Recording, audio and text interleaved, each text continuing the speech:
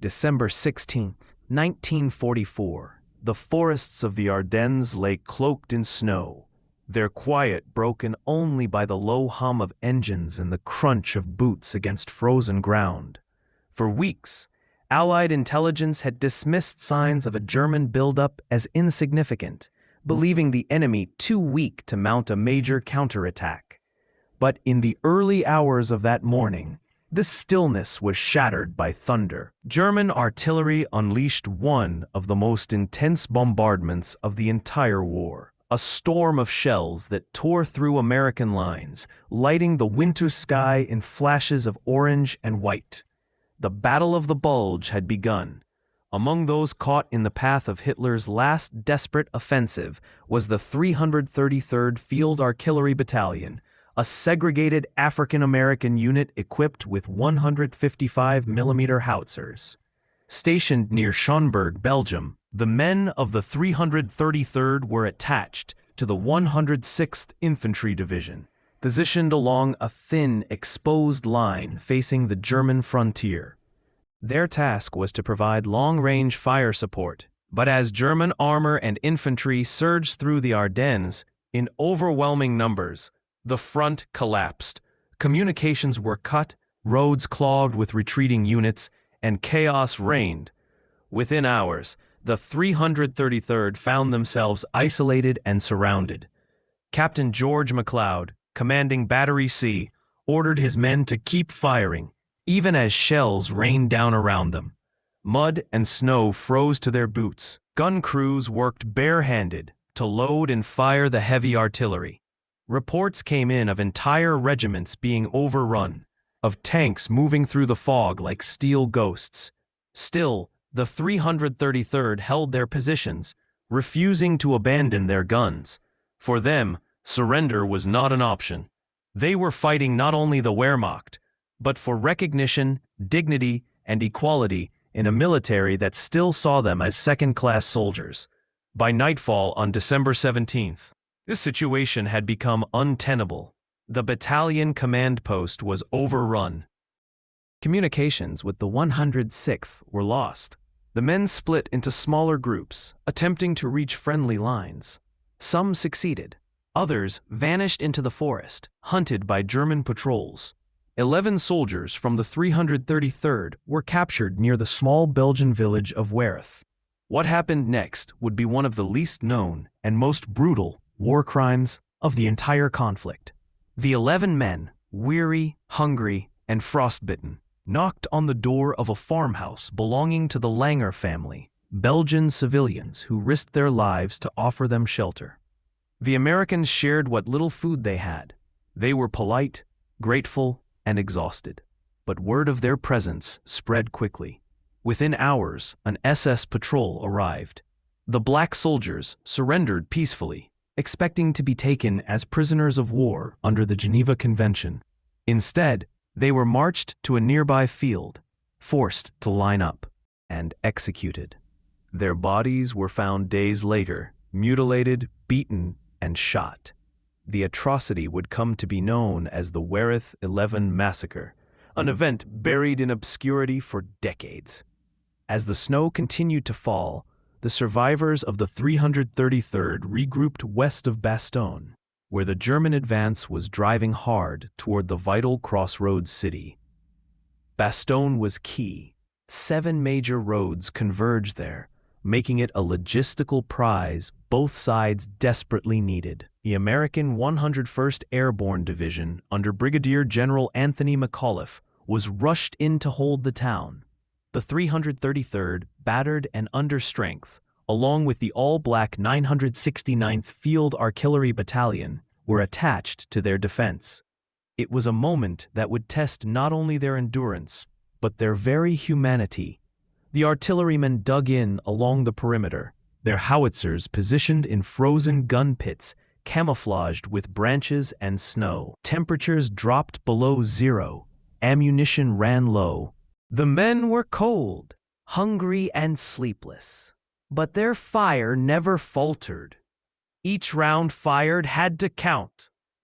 They received target coordinates from forward observers and executed fire missions with mathematical precision.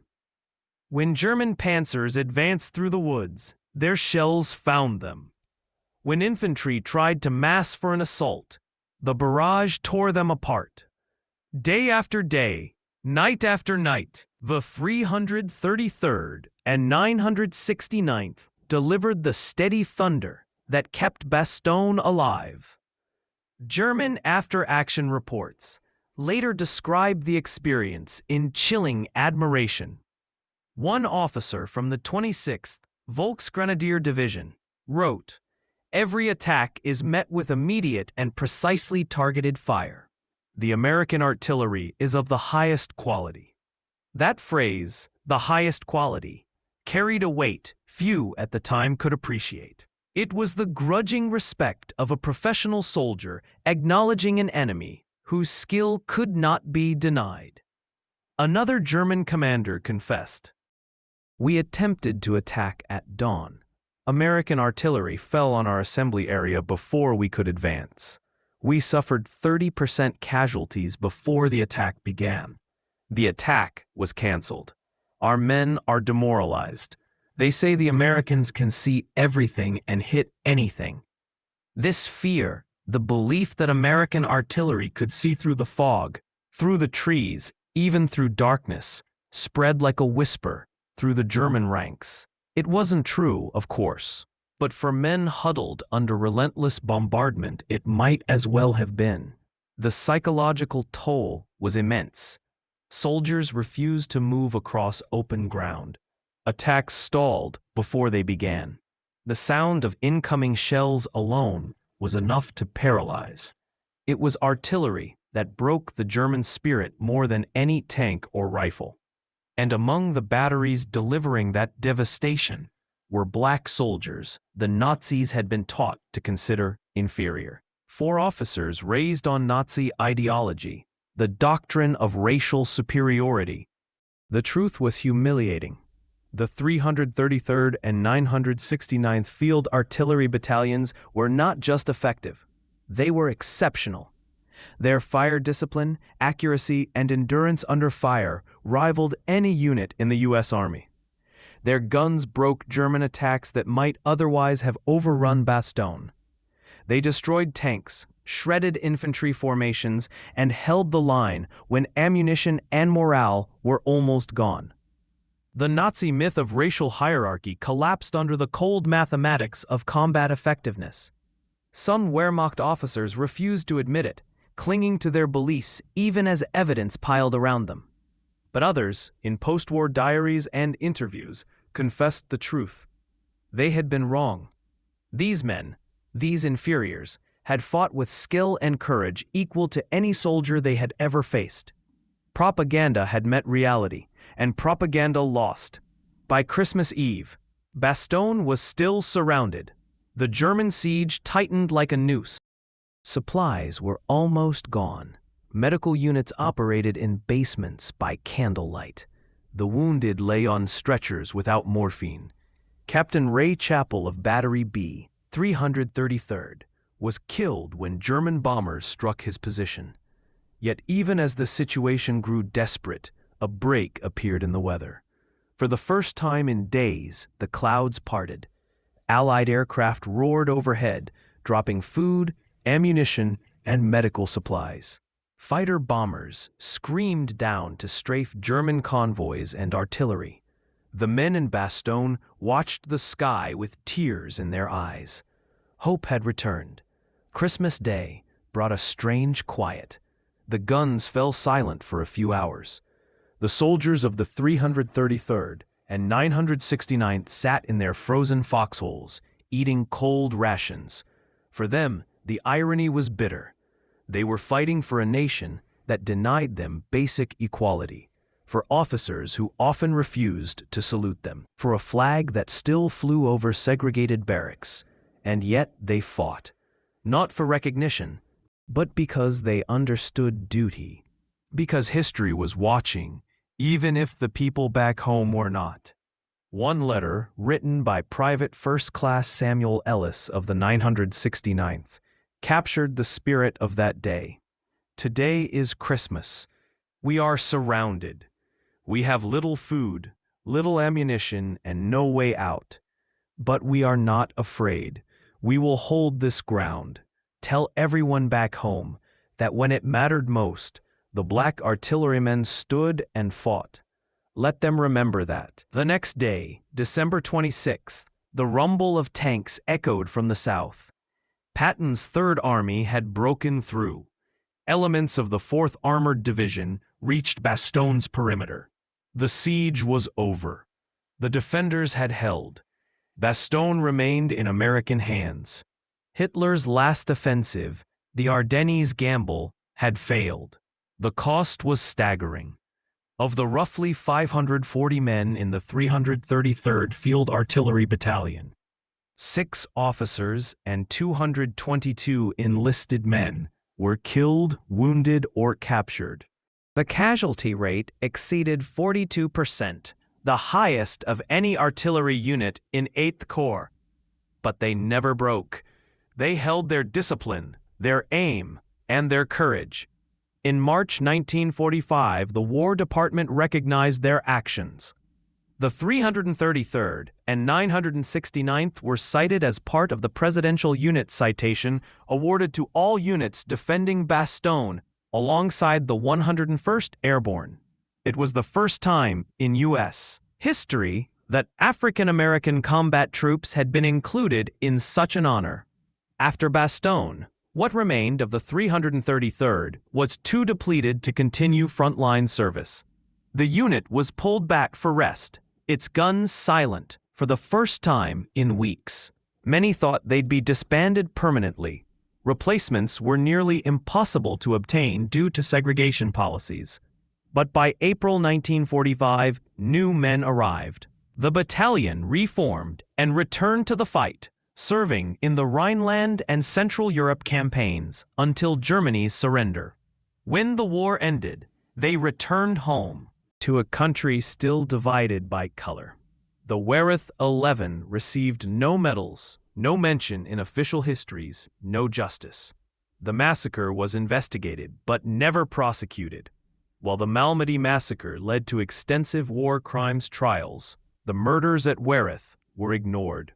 In 1949, a Senate report listed 12 German atrocities during the Battle of the Bulge. Wereth was not among them. The silence lasted 50 years. For the black veterans who returned home, the contrast was brutal. They had fought for freedom abroad but faced segregation at home. Many were denied housing under the GI Bill. Some were refused service in restaurants while still wearing their uniforms. Yet they carried themselves with quiet pride. They had done their duty. History, even if slow, would catch up. And it did. In 1994, 50 years after the massacre, a Belgian farmer named Herman Langer, the same boy who had watched those 11 men eat at his family's table before they were taken away, built a memorial in their honor. A simple stone cross stood in the field where they died, inscribed with their names. No fanfare, no politics, just memory. In 2001, 3 Belgians began raising funds for a permanent monument. By 2004, 60 years after the massacre, the Wereth 11 Memorial was dedicated. Road signs were installed. The Belgian Tourist Board added it to Battle of the Bulge routes. American veterans groups began visiting. The story, once forgotten, began to spread. In 2006, a memorial was erected in Massachusetts. In 2016, another in Illinois. That same year, the U.S. Senate passed a resolution officially recognizing the Wereth 11. Justice, 72 years late, had finally come. The 333rd's lineage lived on. In 1946, the unit was reconstituted as the 446th Field Artillery Battalion. In 1959, it became part of the 333rd Artillery Regiment, and in 1971, the 333rd Field Artillery Regiment. Elements of the regiment fought again in Operation Desert Storm in 1991, carrying forward a legacy forged in the snow of Bastogne. The regiment's coat of arms tells their story. A Belgian lion holding the red and blue shield of Bastogne, surrounded by a white border symbolizing the encirclement of the city. A sword breaker, a medieval weapon designed to stop an enemy's blade, represents the shattering of German power. Its 5 barbs mark 5 campaigns across Europe. Every symbol, every color, speaks to a history written in fire and courage. Their legacy went beyond the battlefield. On July 26, 1948, President Harry Truman signed Executive Order 9981, officially desegregating the U.S. Armed Forces. The order stated simply that there shall be equality of treatment and opportunity for all persons in the armed services, without regard to race, color, religion, or national origin. It was a turning point, one earned in part by the sacrifice of units like the 333rd and 969th. They had proven not only that segregation was immoral, but that it was militarily indefensible. Master Sergeant Floyd Jones of the 333rd put it best in a 1983 interview. "We knew we were fighting 2 wars, one against the Germans and one against racism at home. We won the first in 45, the second took longer, but we won that too." Even today, every December, diplomats and soldiers gather at the Wereth Memorial. They stand in the cold Belgian air where the wind still moves through the same fields where those men fell. The names carved in stone are read aloud. Curtis Adams, Major Bradley, George Davis Jr., Thomas Forte, Robert Greene, James Leatherwood, Nathaniel Moss, George Moten, William Pritchett, James Stewart, Dew Toner. 11 men who knocked on a door seeking shelter and received death instead. 11 soldiers who became symbols of both America's tragedy and its redemption. Their story is one of endurance, dignity, and truth. When the world doubted them, they held. When the enemy mocked them, they answered with precision fire. When their country denied them equality, they gave it victory. The German officers who once scoffed at the idea of black artillerymen learned the truth the hard way, through the smoke of Bastogne, through the sound of shells falling with deadly accuracy. The 333rd and 969th Field Artillery Battalions proved beyond question that courage has no color, discipline no race, and valor no boundary. And today, as the wind moves through those Ardennes fields, their guns are silent, but their legacy echoes still. In the frozen silence of the Ardennes, the story of the 333rd Field Artillery Battalion was nearly forgotten. But history remembers those who refused to yield, those who stood firm when everything seemed lost. Their courage at Bastogne, their sacrifice at Wereth, and their unwavering spirit under fire remind us that true strength is measured not by color, but by character. These men fought 2 wars, one against tyranny abroad, and one for dignity at home. And though decades have passed, their legacy still speaks through every freedom we enjoy today. As we close this chapter of World War II, remember, heroes are not defined by recognition, but by what they choose to stand for when no one is watching. If this story moved you, stay with us. There are more untold battles, forgotten heroes, and hidden truths waiting to be discovered.